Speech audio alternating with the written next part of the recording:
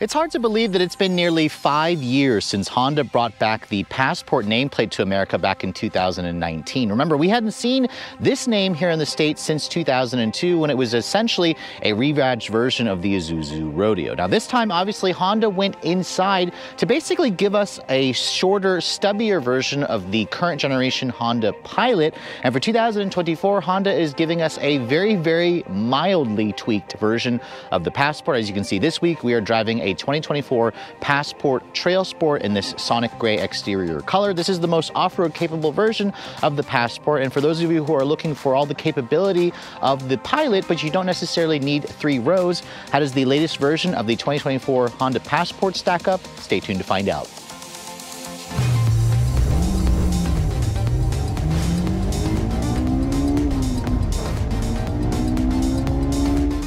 Now, before we start talking about the exterior styling of the latest 2024 Passport, let me go ahead and pop the hood and show you guys what's powering this thing. Now, some of you may assume that this has the same engine as the current generation Pilot. That vehicle got a new engine for 2023, which means the 2024 Passport soldiers on with the older V6. Now that can be viewed as a good or a bad thing, of course, depending on what you prefer, but this engine is known as the J35. This motor has been in production for Honda for almost 30 years, maybe over 30 years. It's the company's 3.5 liter naturally aspirated single overhead cam V6 with direct injection. There was a time where they put an Earth Dreams badge on this engine, but as you can see, that name has gone away, which used to mean it was like a cleaner engine with direct injection. The new V6 under the hood of the Pilot for 2023 is now a double overhead cam V6. The difference being, of course, this is single overhead cam. This engine also still has iVTEC, which the new V6 does not have. The numbers here are basically the same as the 2023 model. It makes 280 horsepower, 262 pound-feet of torque. That horsepower figure is 5 short of the new V6 that's under the hood of the Pilot. Now, it all goes out through a 9-speed ZF-sourced automatic, so this is not the new 10-speed that Honda introduced, of course, on their newer products. And fuel economy for this Trailsport model is rated at 19 in the city, 24 on the highway. It has just shy of a 20-gallon fuel tank. It runs on regular gas. You should expect around 400 miles of range on a full tank. Now, in terms of the 0 to 60 time, we got 0 to 60 in 6 seconds dead, which I'll show you guys during on the driving scene later on. This vehicle will still tow a maximum of 5,000 pounds, and as this vehicle sits, it weighs in at just over 4,300 pounds. It's a good probably 500 pounds lighter versus the new generation Honda Pilot. But closing the hood, let's go ahead and talk about the exterior styling of this 2024 Passport Trailsport. Now, I wish I could tell you about all the exterior styling changes that Honda has made, but as you can see from the front end, if you guys own the 2022 or 2023 model, it looks exactly the same. Now, there is a big difference for 2024. You can get this car with the new diffuse sky blue pearl exterior color that's on the Trailsport model. As you can see, my tester is painted sonic gray on this rather gloomy day. You can see the Trailsport gets its own unique grille with the Trailsport badging there to the side of the grille. The headlights you can see are LEDs. However, they are just a partial LED. So you have an LED low beam, LED daytime running light. However, the high beam is just an incandescent, and the turn signal down here is also an incandescent. There are LED fog lights at least down here. The Trailsport model gives you a little bit more of an aggressive front fascia. And now you can get the option of actual skid plates underneath. That is a dealer accessory. So for those of you who actually do plan to go off-roading, you can get skid plates on this car. But as you can see here, the headlight design is just definitely an older look to it. I especially noticed that when I was driving this vehicle late at night with the halogen high beams, it just wasn't a very good performing headlight in those situations. So obviously, Honda's going to address that when they go for the new generation model. Now, moving around to the side profile of this vehicle, you can see it really does resemble basically like a stubby Pilot. Now, I'm talking about the previous generation. The front end is identical to, of course, to the Honda Ridgeline, which shares a platform with this vehicle as well. You can see the Trailsport model comes with these unique 18-inch wheels and a shark gray 5-spoke look. The big change, of course, is the addition of General Grabber all-terrain tires. These are actual all-terrain tires. They're wrapped in a 245 by 60 R18 tire. The pre-refreshed model, the 2023 version, had basically a Firestone all-terrain looking tire. So it was a sport terrain is what they called it. It looked like an all-terrain, but it actually wasn't. Now this is actually an all-terrain. The suspension also has been updated with an off-road tuned suspension. It's unique to the Pilot Trails or to the Passport Trailsport model.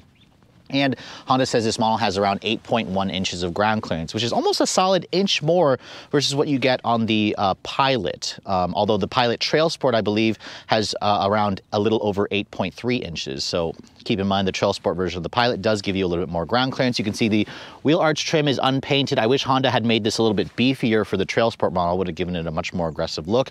The mirrors are black painted with an integrated turn signal, of course. And then the Trailsport also gives you this more aggressive roof rail where you can add a crossbar. You can actually put stuff on the roof. There's also a standard sunroof, although no pano roof. Honda doesn't offer it on the Trailsport version or on the Passport in general.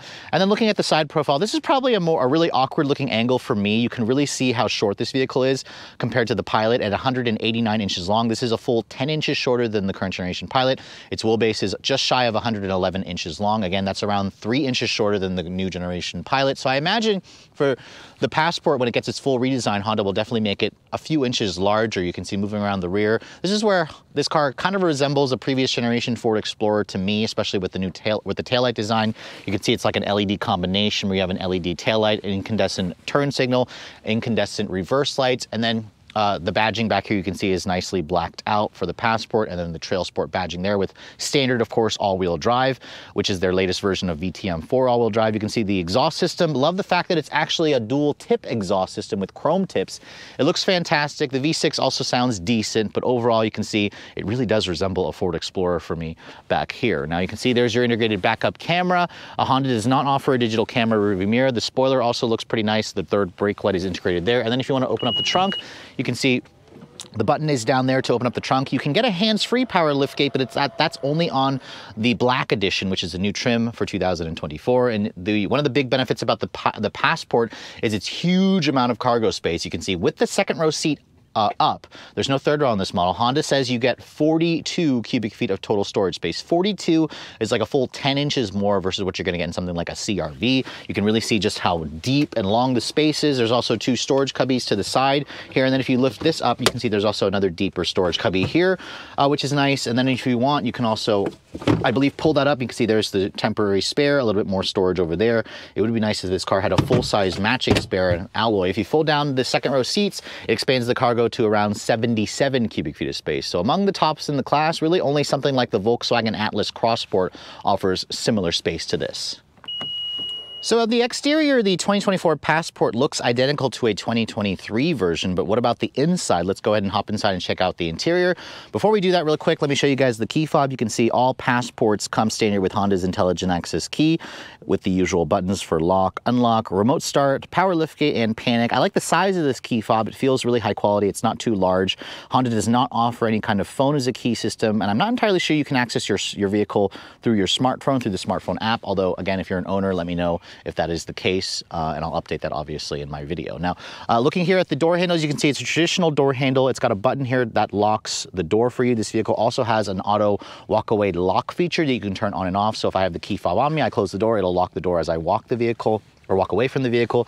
Touch the back of the door handle, that's what unlocks the door for you. And then you can see here opening up the door and taking a look at the interior. I hope you guys like a black interior. This is the only color combination you can get on the Trailsport trim. You can see the Trailsport also gets its own unique badging with the contrast orange stitching. You also get the real leather seats. These seats are 3-level heated.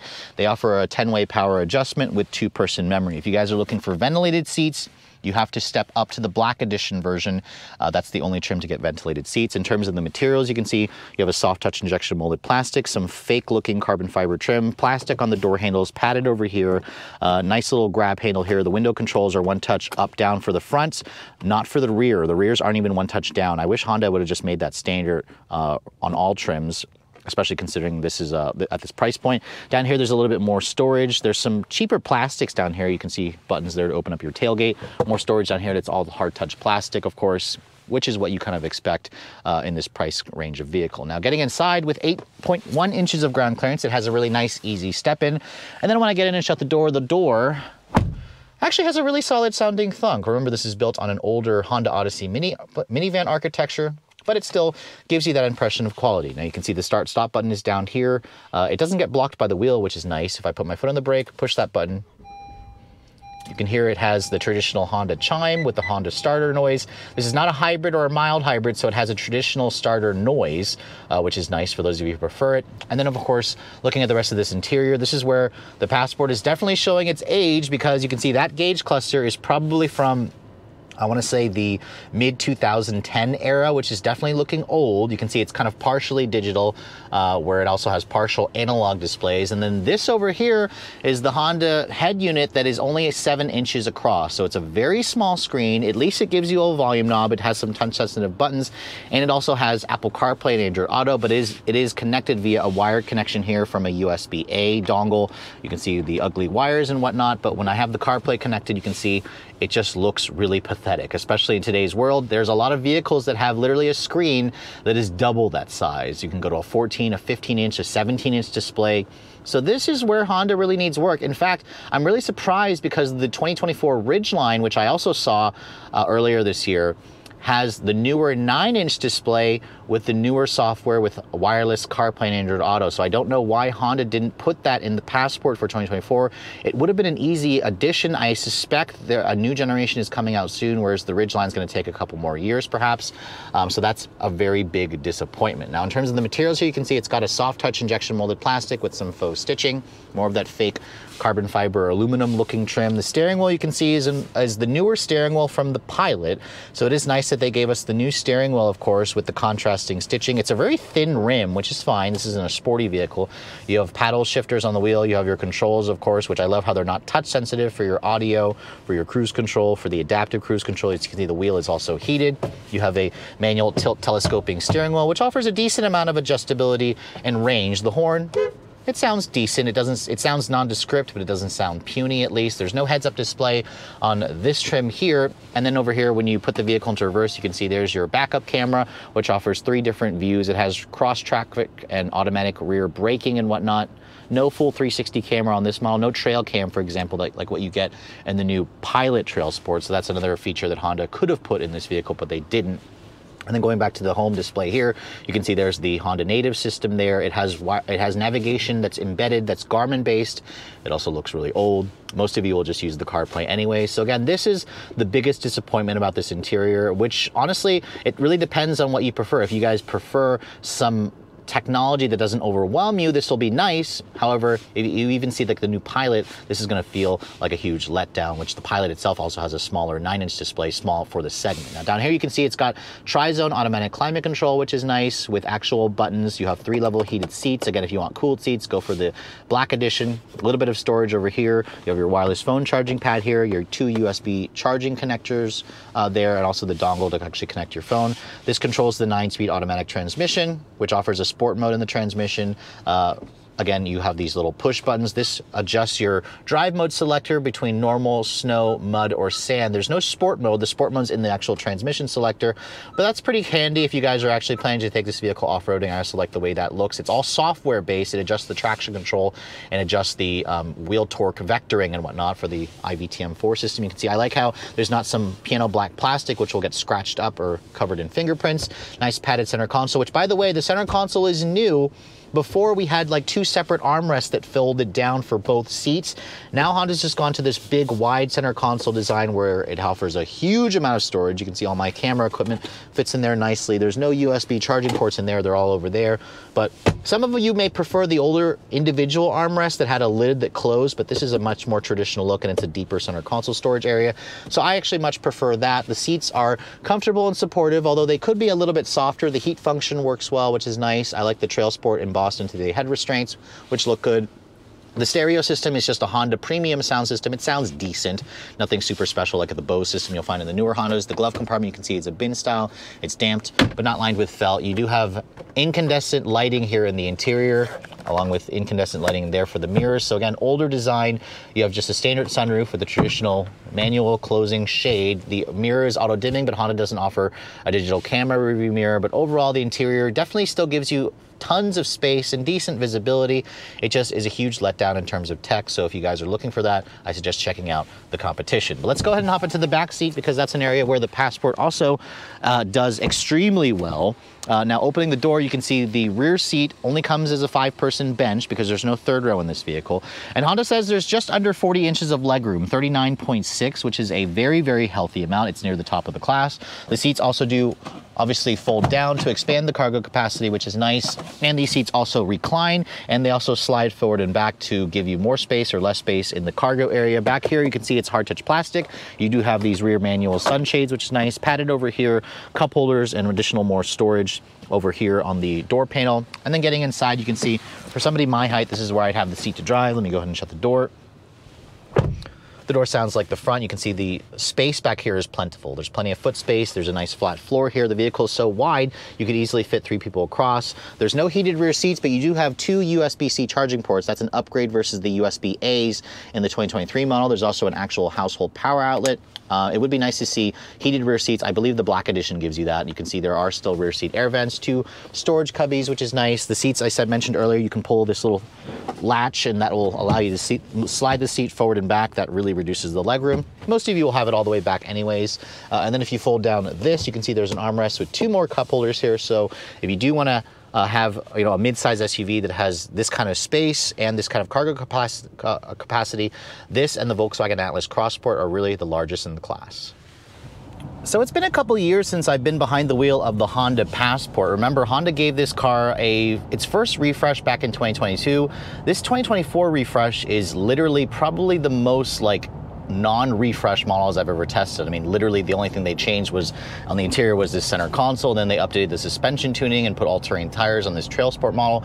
So I don't anticipate this vehicle to drive really any differently versus the last time I had a Passport. Now, it has been a little bit longer than 2 years versus when I had one back home for a week to test, so we're going to go ahead and put the Passport through its usual battery of tests in our local roads here. But the beauty about this car being an older model is the fact that you can still get it with a naturally aspirated V6. It's paired up with a 9-speed automatic. That's the ZF transmission.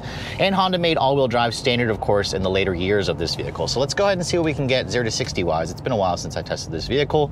It's got the 9-speed auto. I have it in sport mode here in the transmission. There's no sport mode in the actual gauge display or the drive mode selector. We'll brake torque it, which doesn't really let you brake torque it. Feels good off the line. Ooh, it sounds good too. I forgot how much this engine likes to scream.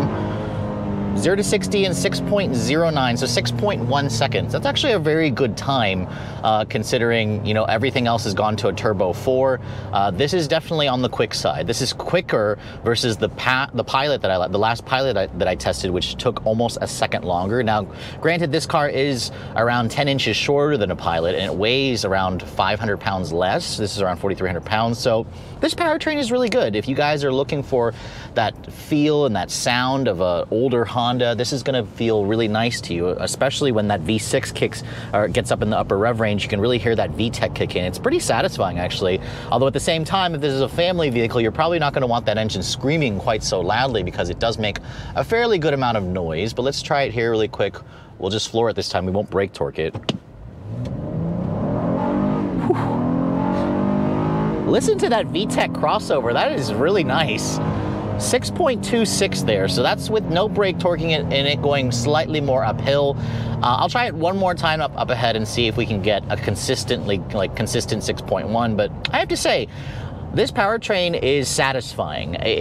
For me as a Honda enthusiast, I've always been somewhat of a Honda enthusiast. This engine feels nice. I mean, all the newer Hondas just don't sound this way. They don't feel this way.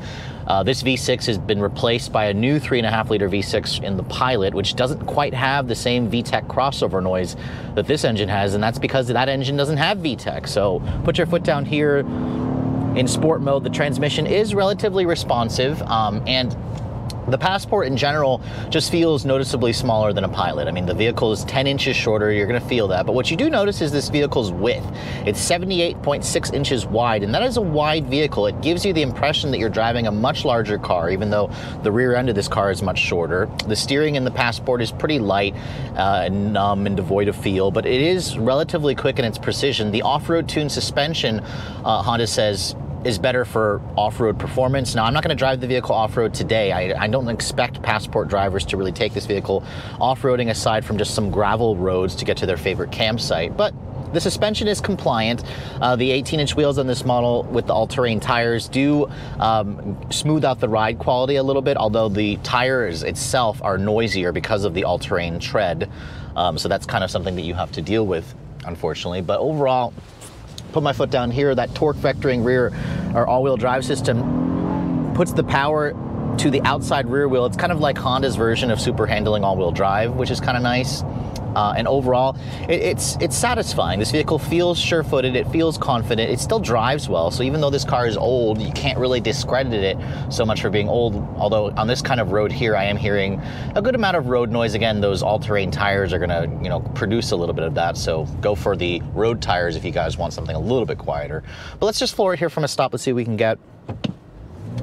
It feels quick off the line, I like that. There's that VTEC crossover noise again. All right, 6.04 there. So it was actually a little faster minus the brake torquing it. So brake torquing actually slows this car down. And honestly, a 6-second 0 to 60 is plenty fast. This is on the quicker end of the segment. I'll need to retest an Atlas Crossport, the newer one with the refreshed 2-liter turbo, of course, to see how that compares to this car. But overall, I'd say this is going to be among the quickest in the segment. And overall, when you drive it normally, like I just put the transmission back into drive, and this 9-speed auto, you know, when it first came out, it was garbage, this ZF transmission. Honda has done a good job with programming it over the years. Now Nissan uses a version of this engine. It's still not quite as snappy as the 10-speed in the new Pilot. I was kind of hoping that Honda would have at least put the 10-speed in this car for 2024, but sadly they didn't. So again, it's a perfectly fine transmission, not as horrible as the early renditions of this transmission, but still not quite as good if you guys have driven the new 10-speed. The other downside about this car being slightly older is the fact that there's no electrification. Honda doesn't even offer any kind of hybrid assist with this car, so that's something to keep in mind. In my week's worth of testing in terms of fuel efficiency, this vehicle was averaging around just under 18 mpg in my mixed driving. Now on the highway, the best I could do was around 20 mpg, so it wasn't great on the highway. And again, that is coming from the fact that we've got all-terrain tires that raise suspension, the roof rails on top. It's kind of affecting the aerodynamics. So if you want better fuel efficiency, you should check out hybrid versions, for example, like the Toyota Venza, the Hyundai Santa Fe, the Kia Sorento. That's going to get you better fuel efficiency, but those models aren't quite as spacious. That's the beauty about the Passport, is you get this kind of huge minivan-like spaciousness to it. That's going to mean a lot to some people. Now, in terms of the driver assistance tech, this car comes standard with Honda's full suite of Honda Sensing. It's got active lane keep assist, adaptive cruise control, forward emergency braking and whatnot. This is kind of the older system that Honda has been using, not their latest system, but it works perfectly fine. This car has adaptive cruise, which is standard. It's not standard on some competitors, for example. You have to add an option package to it. But overall, the seats are also pretty comfortable. I can get pretty I took this vehicle on an hour-long trip when I picked it up, and the seats are fine. They feel, again, like I'm sitting in a minivan. Now, some of you may be annoyed that you lost that kind of individual armrest that would just kind of pull down. Instead, we now have this big console, which I actually prefer this more traditional look. It makes it feel a little bit less like a minivan. From behind the wheel here, however, the long dash and how wide it feels, it makes me feel like I'm driving a van. And then there's that teeny tiny display. So I guess if you guys don't like being overwhelmed by these massive displays, because some competitors offer a display that's literally twice the size of that's only 7 inches. It's puny. You're gonna like this, for example, if you guys don't want to be overwhelmed with tech. But overall, the Passport is still very much a usable, attractive family SUV. Obviously, it's not the newest offering. It's not the most fuel efficient, but it is among the quickest. It is among the most space efficient. And if you're looking for that traditional feel, the Passport is definitely still worth a look if you're shopping in this midsize 2-row SUV segment. So after spending a full week with the 2024 Honda Passport, obviously for those of you who have a Pilot and were hoping that Honda would also redesign the Passport for 2024, sad to say you're going to have to wait another year most likely before we see an all-new generation of the Passport. Now, thankfully, for those of you who prefer something that's kind of at the end of its product life cycle, the Passport is still a relatively solid choice, especially if you're looking for a mid-size SUV like this and you don't need 3 rows, but you want the kind of space that you typically get in a full-size SUV, especially with the back seat space, nearly 40 inches of legroom. The front seat also has tons of space because of how wide this vehicle is. The tech in this car, however, for me, is the biggest disappointment. That 7-inch screen without wireless CarPlay. It does have wired CarPlay in Android Auto, but it's not wireless, is the biggest letdown. Now, of course, if you guys get overwhelmed with tech, this is certainly going to feel very approachable and usable still. Obviously, the CarPlay function is definitely nice. The trunk area is also huge. Love the fact that you get massive amounts of cargo space. You have to buy a Volkswagen Atlas Crossport to get something similar. And of course, that V6 engine, the 3.5-liter naturally aspirated V6 with VTEC, really just kind of sounds great when I'm pushing this car. It really reminds me of the Hondas of yesteryears, and 0 to 60 in 6 seconds is pretty respectable performance. It's on the quicker end of the segment, and the standard all-wheel drive system also works really well. So if you actually need to use an all-wheel drive system for some light-duty off-roading, I would recommend going with the skid plates that you can get from the dealer. Again, this model here isn't going to keep up with vehicles like a Toyota 4Runner or a Jeep Grand Cherokee, but you'd be surprised because Honda's all-wheel drive system is a very sophisticated system, and I like the fact that Honda is finally giving it an off-road 2 suspension with actual all-terrain tires. Now, if you guys are looking to put the 2024 Passport in your driveway, these are in dealerships now, and the starting price of the Passport for 2024 starts at around $41,900. Now, that sounds very expensive, especially when you compare it to something like the Atlas Crossport, which starts at around $37,000. The Kia Sorento starts at around $31,000. The Toyota Venza is also in the $30,000 range. However,